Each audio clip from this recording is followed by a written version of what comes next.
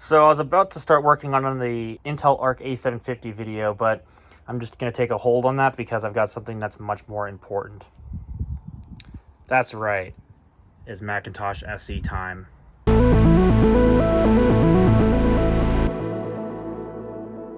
So I finally got myself a compact classic Macintosh. The SE is probably one of the better known ones, of course, because of its name and its expansion capabilities. I managed to find this one on Facebook Marketplace for about $40. Well, it was actually originally listed for $50, but the guy was actually pretty nice and dropped the price given my travel distance basically was quite extreme, but I made it work, and here we have it, the one and only Macintosh SE. This is a FDHD model. I believe this is a later model. I could be wrong. I thought the early ones might have said FDHD on the front. Maybe on the later ones they stopped doing that. I'm not sure. But it does have a hard drive. I believe it is a 20 megabyte SCSI hard drive that's actually still functioning for the time being, which is kind of a miracle in and of itself. And then it has an 800K floppy drive, which, you know, it's whatever. Not the super drive like the later SEs might have had an option for, but hey, 800K, that's perfectly reasonable for a machine like this. Cosmetically, it's not perfect. Obviously, as you can see on the front, there's what looks to be some kind of a burn mark from some kind of cable. I'm not sure, or maybe it was a scrape from something on the front. I really can't tell you. It's not deep at all. I mean, you can barely feel it. Like right here is maybe a slight lip, but the rest of it's just purely cosmetic, so that could probably clean up with some form of magic eraser if I worked at it. Down there, of course, is the brightness knob for the CRT on these things, if you didn't know. A little bit of some chipping away down there, but really it's not that bad. The worst part of it's right here. I think it's like some kind of, I don't know if it's like marker or if that's paint or something. I would assume that this is some kind of paint. So it's kind of unfortunate, but again, I don't know. Maybe that will clean up if I were to work at it, but I'm not really going to go too crazy. I have wiped it down with a disinfectant wipe because it came from Oregon, and of course, you always want to at least disinfect an old computer when you pick it up. I even went through and tried to at least take a butter knife with a disinfectant wipe and clean these out, although that's going to probably get some further attention down the road. There must have been some kind of a sticker there because there's an uneven yellowing pattern that's formed there, but overall, I mean, it's really not even that bad. It looks pretty good. It's not even that yellowed, truthfully. So I'll give it credit where it's due. So let me flip it around. So here's the rear of the machine, and there's also another little scuff mark there that's also going through that expansion plate, but not a big deal. What's actually kind of impressive, it still has this input voltage range is self-setting from 100 to 240 volts. Thought that was quite impressive to see that sticker still there. But this is what I was talking about. So if I get a little closer, you can see Macintosh SE, 1 megabyte of RAM, 800K drive, 20 SC hard disk. This has had a memory upgrade, and when I got it working off of a System 6 floppy disk, it reported itself as having 4 megabytes of RAM, which is a pretty nice upgrade on this. It has a fan there, which still works, and it's a little grimy around the IEC connector, but really it's not that bad. There's a little bit of the remnants of the spray paint there. Again, not a big deal, so I will just probably leave that alone. This is one of those weird machines that has dual ADB ports, but that's totally fine. External disk drive port, SCSI, Subaru noises in the background, because of course, serial printer, serial modem, and your audio output jack. And then somebody can probably decipher that serial number and tell me, oops, a little too fuzzy there. Probably could tell me when this thing was made. I bet you somebody knows the algorithm behind that. I don't know if F8 means 1988. I really do not know. Truthfully, like, somebody will have to decipher that for me and probably tell me in the comments section down below. But in any case, yeah, and this thing does fire up, and the CRT is nice and bright, no burn-in that I can tell from the shadow mask on the front. So if I bring it back around here, truly there's absolutely nothing on the screen that I can tell. So this is a really nice condition tube, nice and bright still, like I said. I mean, umpteenth time here. But yeah, I couldn't be more thrilled. Now, here's what I gotta do in this video, hopefully. I gotta crack this thing open. I've not done it yet. I didn't actually have a Mac cracker tool, but I got lucky. And today, as I'm filming this, I managed to go down to our local hardware store, which I didn't have any hopes of finding something, but I did find this. So for those who don't know, these compact Macs, they take Torx T15, which is perfectly fine. You can find those tool bits really anywhere. But here's the problem. There's 2 hidden screws, of course, that are on this machine. And if you don't know your classic Macintoshes, I'll show you. So let me flip this around again. On the rear, you can see there's a screw there, there's a screw there. Not a big deal, right? Well, inside of here, inside the handle, you might not be able to see it on the camera. Let me see if I can zoom in here. Yeah, not really, but you might be able to make out there's 2 holes within the handle there. And inside of those holes that are adjacent to the handle in the middle are also Torx T15 screws.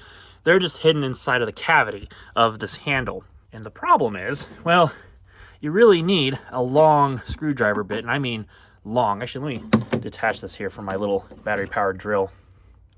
So if I try to drive this in there, you might be able to see, if I can get it locked into the screw there. That's a significant distance.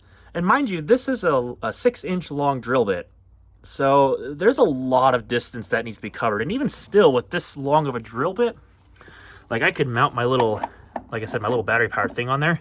And I have a hard time getting this thing, but I can actually get the screws out. So I'm thankful for that. At least my $5.50 went well spent on that drill bit. Yes, I know, stuff's expensive. Okay, for some reason somebody called me and then they immediately hung up, so thanks.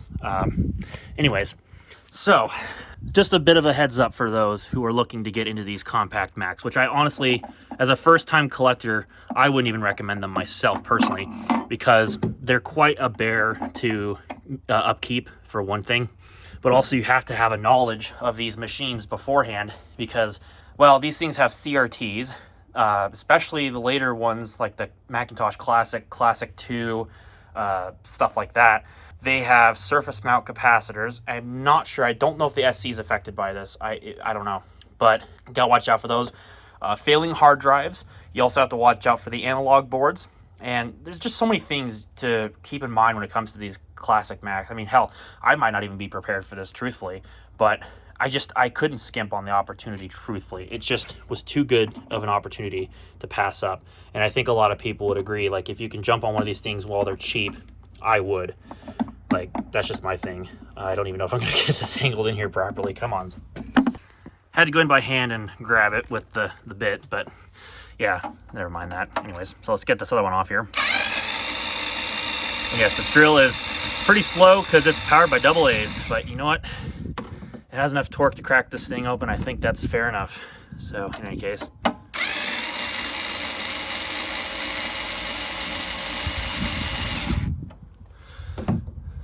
think it's far out enough. Yeah. So, I need to go grab a towel, and then I'll grab a butter knife in the house, and maybe I'll see if I can persuade this thing open. Because I got to see if that battery, and that's another thing about these things, I got to see if the battery is not leaking. I hope it isn't, but you just never know, and that's why you got to do this. Not going to be surprised if my phone falls over, so I apologize in advance if the video just suddenly falls over. It's also really windy out, because of course it is. So yeah, I'm going to see if maybe I can persuade this thing to pop open here. I really don't know. It's probably not been open since who knows how long.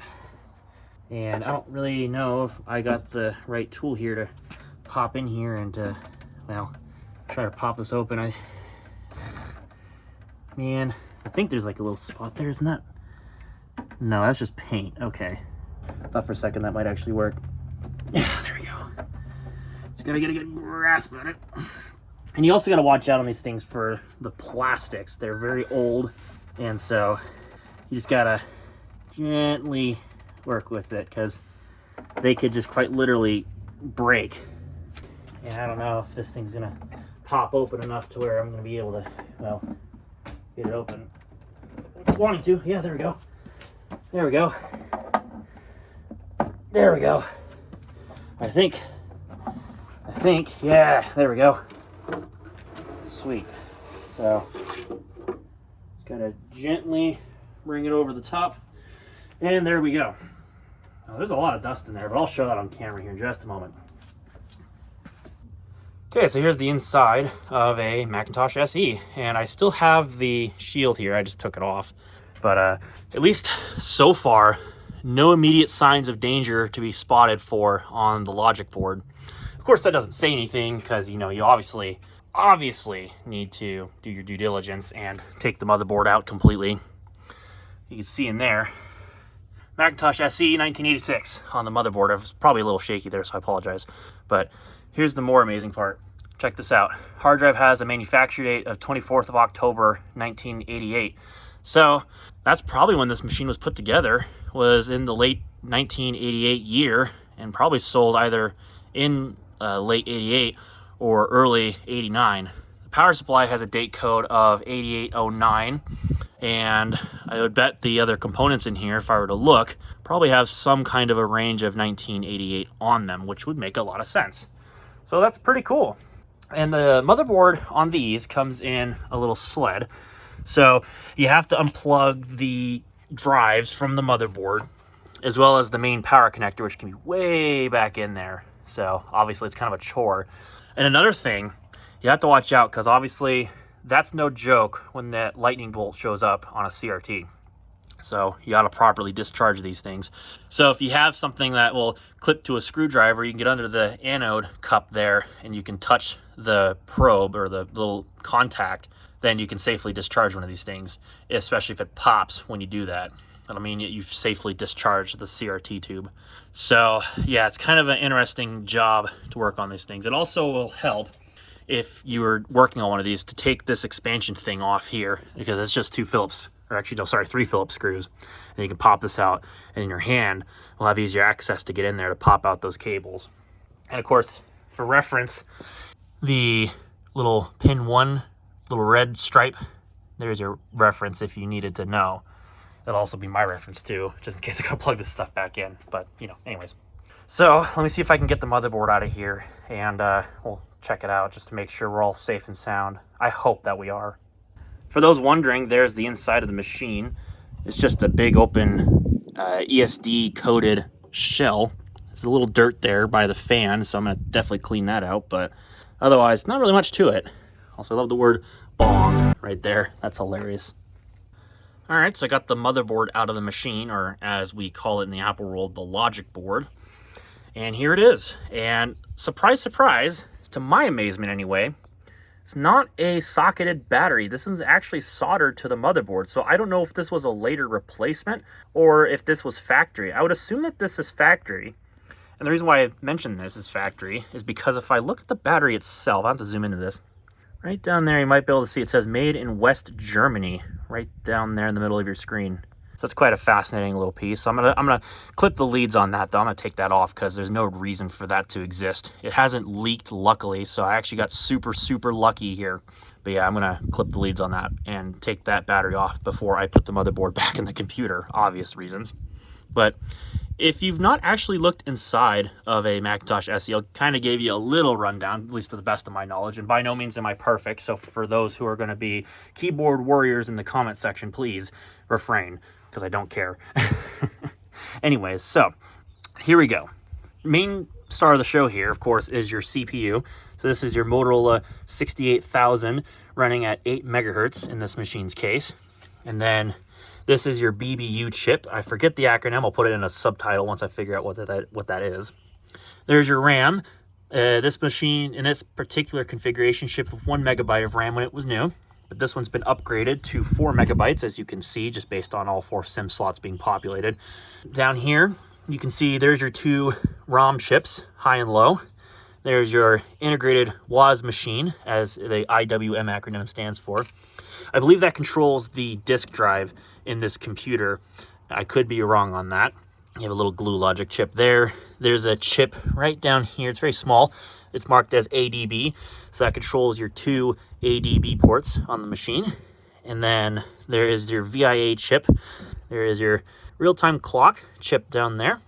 And then there is your NCR branded SCSI chip, which I believe controls the external SCSI. I could be wrong, but there is a SCSI controller or chip right there. There's your internal port, and then there's another chip over here marked 8530 SCC, and I don't know if that has something to do with the serial ports or if that's another SCSI controller, but I would assume this does both the internal and external SCSI, and this probably has something to do with the serial ports. Again, I could be wrong on that, so if I am, gently correct me, but I'll probably correct myself in subtitles.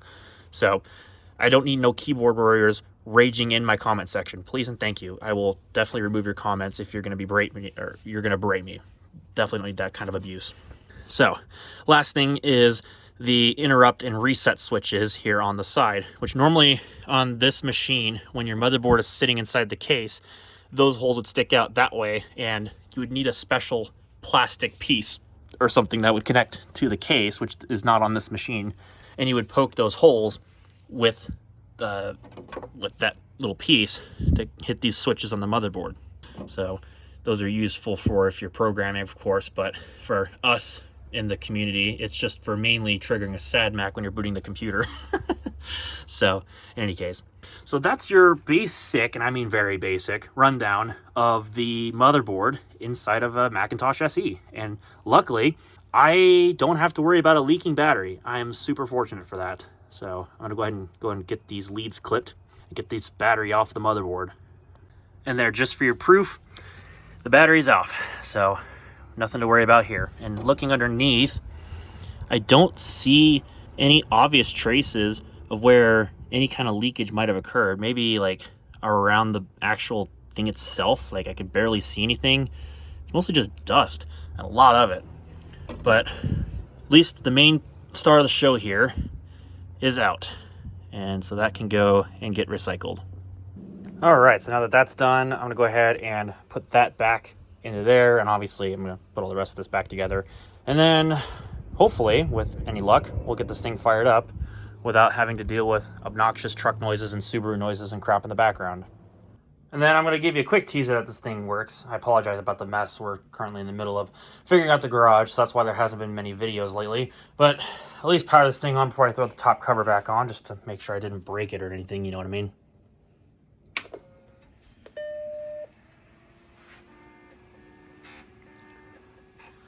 Hard drive's not the most happy sounding thing in the world, but there it goes. Might have adjusted the brightness on the CRT a little bit, but I'll turn it up just so you guys can see. So there it is. It does need an operating system reload in the worst way.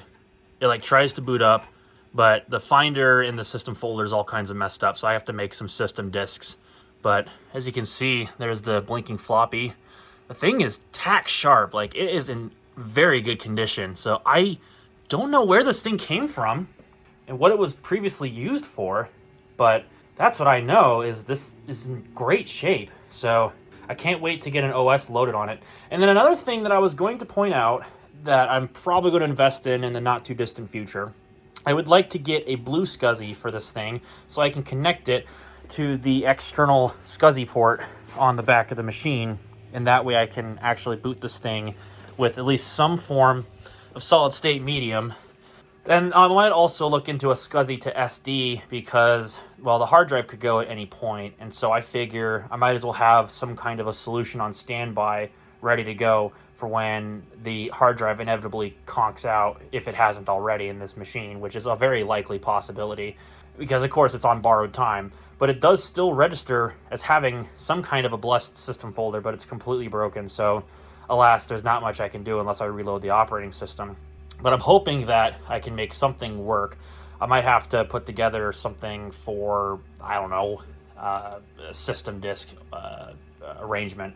The problem is that, again, this is an 800K machine. It doesn't have the super drive, so writing disks is going to be kind of interesting. It's not nearly as bad as the 400K disks, but I'm not looking forward to it at all. So truthfully, I just, I don't know what I'm going to do. I honestly don't know what I'm going to do. But it does power on, and it does appear to work perfectly fine. It might need a little bit of CRT adjustment in the horizontal arrangement, but otherwise it looks like it'll run a treat. So I'm excited. So there'll probably be some more videos on this in the future. If anybody has any advice as to some things that would be useful to get this machine going, whether it be, like I said, the blue SCSI, SCSI SD, other solutions. I already have an ADB keyboard and mouse, so I don't need an extra set of those, although I might have to order another one because this one might have dead keys, so that could be a problem. But I can tackle that one later. But otherwise, maybe some discs. because, you know, if anybody's got a link to disk images or some know-how on how you can make 1.44 meg disks work in an 800K Mac, let me know, because, you know, I'd obviously be very interested in that to see if I can make this work. And the floppy drive does work, because if I go and I grab a disk in the house, and I'll even show this to you probably like at the end of the video here, I'll go grab the keyboard so I can at least eject the system and shut it down. But the floppy drive does actually work, which is a nice bonus. Okay, I've returned. I've got my ADB keyboard, which in this case is actually mechanical. Problem is, of course, I think the Y key is dead, so I'm going to have to figure that out, or, you know, get a different keyboard. But I do have a floppy disk. Now, this came from my Macintosh Portable sitting over there, and it's System 605, but that should work perfectly fine in an SE. In fact, I've actually used it before, so, you know, anyways, let me get this thing powered back on here. She fires right up, but that hard drive doesn't make the most healthy sound, so I don't know. Maybe it is already gone. I couldn't tell you for sure. So let me go ahead and put this disk in here, and then when it's ready, I'll go ahead and we'll shove it in, and we'll let this thing boot up.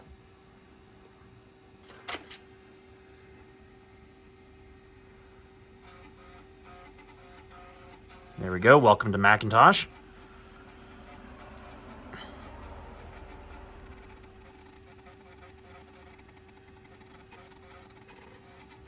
And then it tries to read the hard drive. As you can see, it says it's damaged. Do you want to initialize it? Well, I think it's just a corrupt system. I truly do. So maybe in the future. Oh yeah, that's right. The system has a beep. This ball could use a little bit of a cleaning, but I'm going to go ahead and click on cancel for the time being. Because I bet you I could probably make that work. But anyways, I'm just rolling the ball around here with my finger. So bear with me on this. If I can get down into the About This Finder.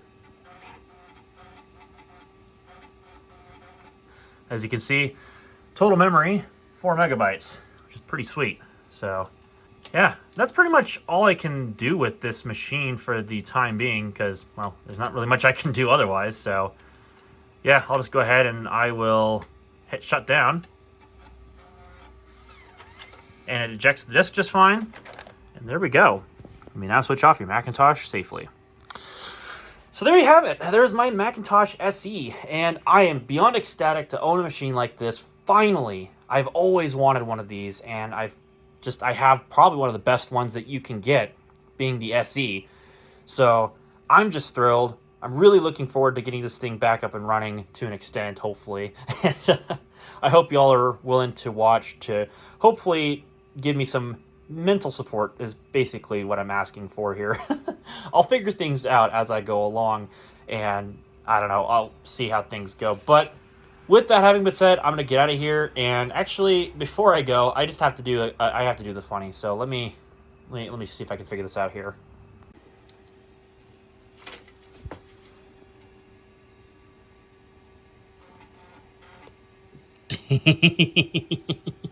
Of course, I had to get the sad Mac up on the screen. Why wouldn't I? Look at him. Look at him. The sad Mac.